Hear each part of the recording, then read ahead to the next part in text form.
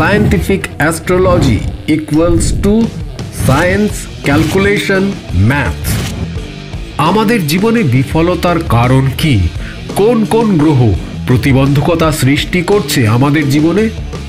এই calculative astrology নিয়েই জীবনের নতুন সফলতার খোঁজ দিতে আসছে একেবারে বিজ্ঞানসম্মত অনুষ্ঠান দ্য ক্যালকুলেটিভ অ্যাস্ট্রোলজি। সঙ্গে থাকছেন স্যার সুমন্ত জি চৌধুরী। নমস্কার। The power of astrology Sumanta ji Chowdhury আমার এই ইউটিউব চ্যানেলে আপনাদের সবাইকে স্বাগত। এখন আমি আলোচনা করব সিংহ রাশি নিয়ে।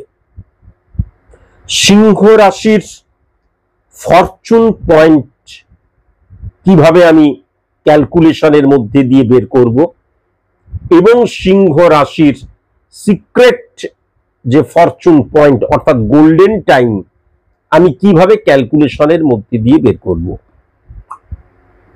আমাদের জীবনে এরকম অনেক সিচুয়েশন ক্রিয়েট হয় যে আমি কোনো অ্যাস্ট্রোলজারের কাছে গেলাম, খুব ভালো লাগলো, সায়েন্টিফিক অ্যাস্ট্রোলজারকে খুব ভালো লাগলো, প্রেডিকশন করালাম, নেগেটিভিটি তিনি বলে দিলেন, কিন্তু সেটাকে আমি কখনো শর্ট আউট করতে পারছি না রেমেডিয়াল প্রসেস অ্যাপ্লিকেশনের মধ্যে দিয়ে।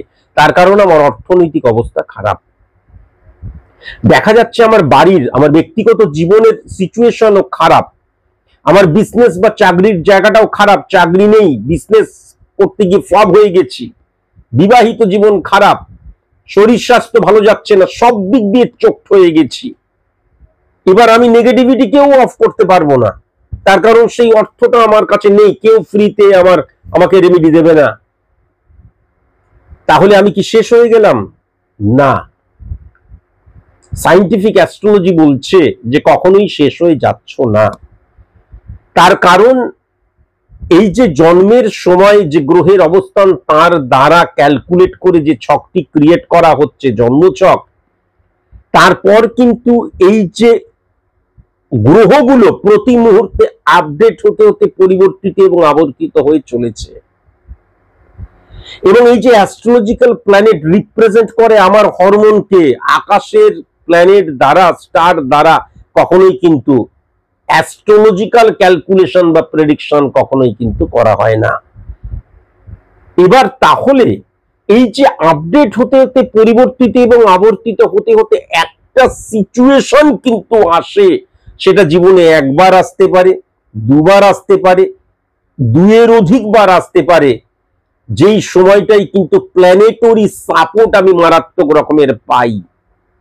আবার এমন একবার বা দুবার বা আরো বহুবার আমি এরকম সিচুয়েশন আসতে পারে যখন আমার জীবনে কিন্তু গোল্ডেন ফেজ এলো।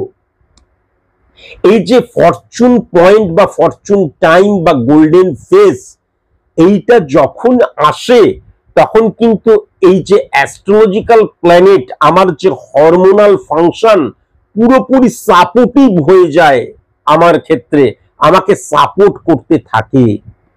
তখন আমার নেগেটিভ ইনফ্লুয়েন্সটাকে তারা অটোমেটিকলি সরিয়ে দিয়ে পজিটিভিটিকে কিন্তু কি করে ইনক্রিজ করতে থাকে।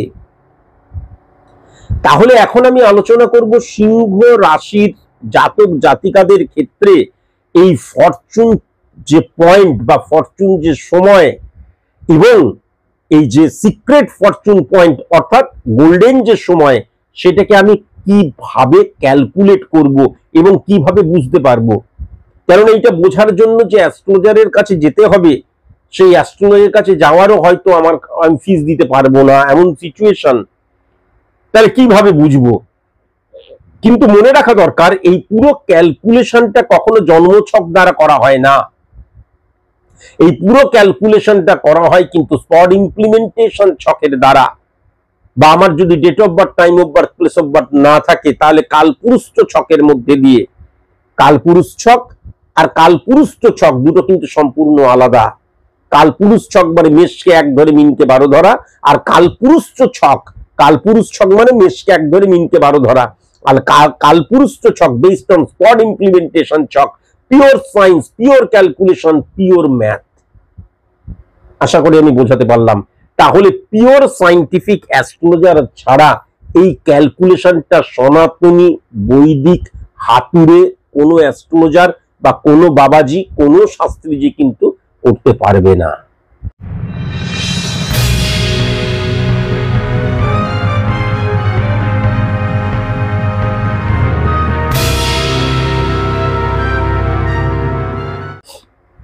প্রথমে কি করতে হবে, সিংহ রাশির অধিপতি গ্রহ কি আমাকে জানতে হবে। সিংহ রাশির অধিপতি গ্রহ হচ্ছে সূর্য বা রবি।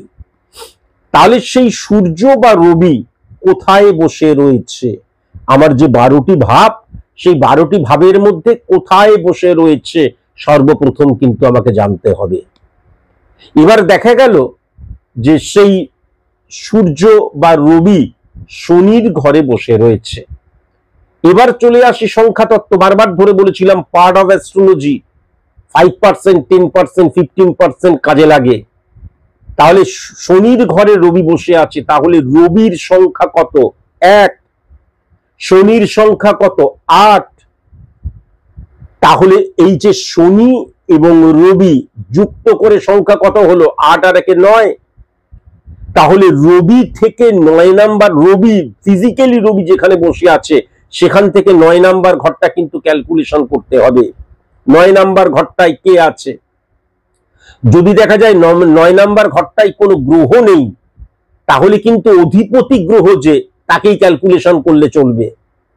দেখা গেল বুধ, তাহলে 5কে নিলাম, কিন্তু সেখানে দেখা গেল যে ফিজিক্যালি সেখানে শনি বসে রয়েছে, তাহলে 8 আর 5 কেমন? 8 9 10 11 12 13, তাহলে 13 আসছে। 1 + 3 4 হচ্ছে, কেমন? তাহলে আমি আবার বলছি যে আমি যখন এই যখন অধিপতি গ্রহ যদি কেবল থাকে, দেখা গেল কোনো গ্রহ নেই, তাহলে অধিপতি গ্রহ। দেখা গেল কোনো গ্রহ রয়েছে, বুঝতে পারছি, দেখা গেল কোনো গ্রহ রয়েছে, তাহলে কিন্তু সেটা এবং অধিপতি গ্রহ কিন্তু প্লাস করে দিতে হবে। এবার যেই সংখ্যাটা এলো, দেখা গেল কোনো কারণে প্লাস করে দিয়ে, আমি একটা এক্সাম্পল দিচ্ছি, ধরে নেওয়া যাক 17 এলো, তাহলে 1 + 7 মানে 8। তাহলে লগ্ন থেকে 8 নাম্বার ঘর কোনটা? এবং সেখানে কোনো ফিজিক্যালি গ্রহের ব্যাপারই নয়, তার অধিপতি গ্রহকে। এবার চলে আসি স্পট ইমপ্লিমেন্টেশন ছক, জন্ম আমাদের কালপুরুষ ছকে, জন্ম ছকে নয়, কালপুরুষ ছকে, স্পট ইমপ্লিমেন্টেশন ছকে। তাহলে সেখানে কিন্তু দশা এবং অন্তর্দশার মধ্যে রবি এবং 8 নাম্বার ঘরের যে অধিপতি গ্রহ, আমি ধরে নিলাম মঙ্গল, ধরে নিলাম আলোচনা সাপেক্ষে, তাহলে এই রবি এবং মঙ্গল, আবার বলছি, স্পট ইমপ্লিমেন্টেশন ছকে অথবা কালপুরুষ ছকে দশা এবং অন্তর্দশা এবং প্রত্যন্তর দশা, এই তিনটের মধ্যে যে কোনো স্থানে যে কোনো ভাবে উল্টে পাল্টে, প্রথমে সূর্যকেই থাকতে হবে বা রবিকেই থাকতে হবে, নট নেসেসারি, কিন্তু রবি 8 নাম্বার ঘরের অধিপতি গ্রহ, দশা অন্তর্দশা প্রত্যন্তর দশা, এমন হতে পারে দুটো প্ল্যানেট অন্তর্দশা এবং প্রত্যন্তর দশা রয়েছে, তাও হতে পারবে। কিন্তু যখনই তারা দশা অন্তর্দশা প্রত্যন্তর দশার সিস্টেমে তারা একই লাইনে দুটো প্ল্যানেট চলে আসবে একত্রে, তাহলে সেই সময় কিন্তু আমার যে প্ল্যানেটরি ফাংশন সেটা আমার অনুকূলে হয়ে যাবে। এটা কিন্তু ডেফিনিট ভাবে বলা যায়, ডেফিনিট ভাবে বলা যায়। এইবার চলে আসি সিক্রেট ফরচুন পয়েন্ট, মানে আমার গোল্ডেন টাইমটা কখন শুরু হচ্ছে, এইটা কিন্তু দশা অন্তর্দশা দ্বারাই বোঝা যাবে। এবার আমি চলে যাই এই যে সিংহ রাশির যে স্পট ইমপ্লিমেন্টেশন ছক, সেখানে বা কালপুরুষ ছকের মধ্যে যদি স্পট ইমপ্লিমেন্টেশন ছক ক্রিয়েট না করতে পারি, date of birth, time of birth, place of birth নেই, তাহলে কালপুরুষ ছক, তাহলে 9 নাম্বার ঘরের অধিপতি গ্রহটা ফিজিক্যালি কে, এটা আমাকে জানতে হবে।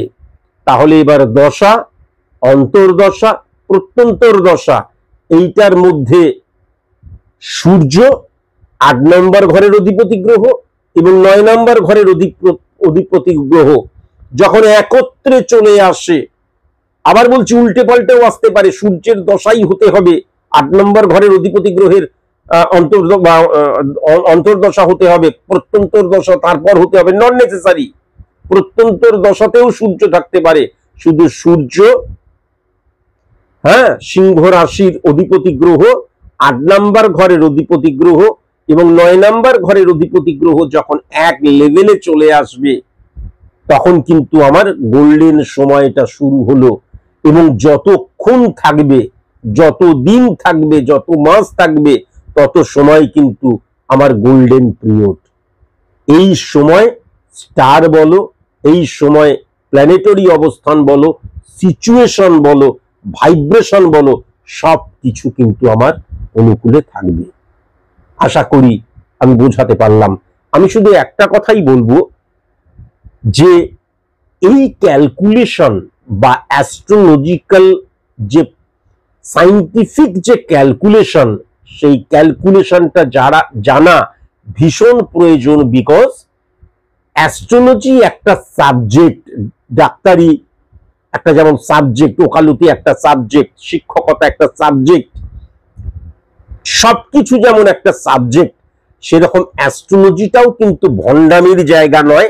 হ্যাঁ, বাবাজি সেজে বসে মানুষকে ঠকানোর জায়গাটা নয়, শাস্ত্রীজি সেজে মানুষকে ঠকাবার জায়গাটা নয়, ব্ল্যাক ম্যাজিক স্পেশালিস্ট হয়ে গেলাম আমি অ্যাস্ট্রোলজার হতে গিয়ে, সে তোমার জীবনে গ্রহগত সমাধান করছে, এগুলো মিথ্যে কথা। তাই জন্য অ্যাস্ট্রোলজি একটা সাবজেক্ট।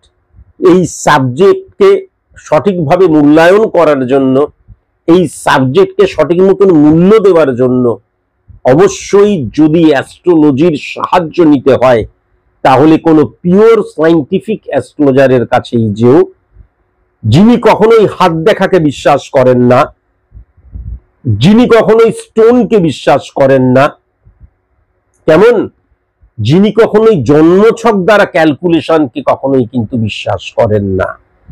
প্রেডিকশন, ক্যালকুলেশন, সিদ্ধান্তে আসা সবকিছু কিন্তু স্পট ইমপ্লিমেন্টেশন ছক দ্বারাই ঘটে এবং ঘটাতে হয় 100% জানার জন্য।